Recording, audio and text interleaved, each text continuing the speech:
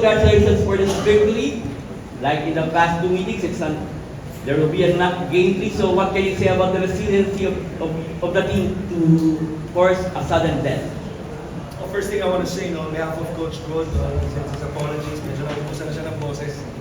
And to your question, we just live to fight another day. And, in Coach Gold's era, in his 5th season, I believe, you correct me if I'm wrong, I think this is our first win sa game 2. No? But, in a best of 3 series, when you lose game 1, obviously the more desperate team has to be the one that's down 0-1. And I thought, tonight we showed that. I'm sure we have a lot of things to clean up. From the stats itself, I'm sure marami na rin nakikita, especially from the rebounding department. But, come Wednesday in game 3, one thing you can expect from us is to give it our all for sure.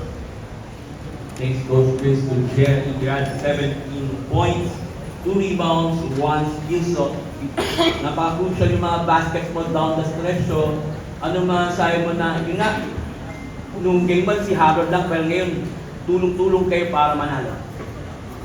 Sobrang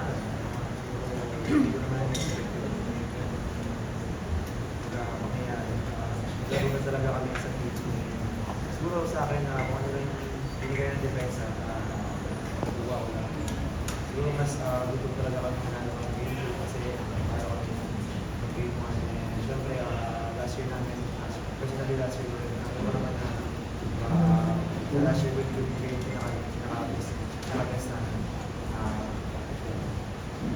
Thanks. And to Francis, you have 30 points, 13 rebounds, 2 blocks. So, what can you say that you have another game to play and to have a chance of retaining the championship? What can you say? I'm excited that one game today, we all came out to play. We did our best. And we got to win the game. Come next game, we just do better and do more than we did today. We did our all because that's the last game of the season. So we're going to do all the important things.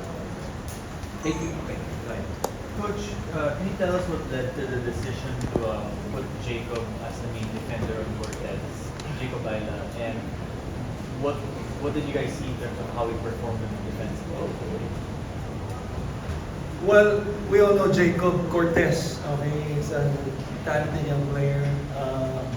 He loves obviously to break you down, especially from isolations. And with Jacob, similar to last season in a way. Game 1, if you remember, he really helped us when he guarded, the MVP of the league in Kiampang. He made a difference in that game winning game 1. And tonight, what led to us with that decision, we just wanted more length on him. Jacob, surely Baila, he's always up to the challenge pagdating sa mga ganyan.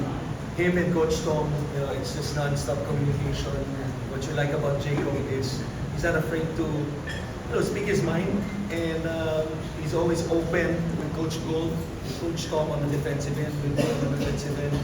And so we just gave him that trust, that matchup. But it's really a collective effort because, Cortez, aside from breaking you down one-on-one, magaling na ball screen player din. So credit our bigs also, whether what coverage we're in. And I think the last play was sort of like summarizes defensively how we rotated and when he got the rebound. And hopefully we could do that in every possession.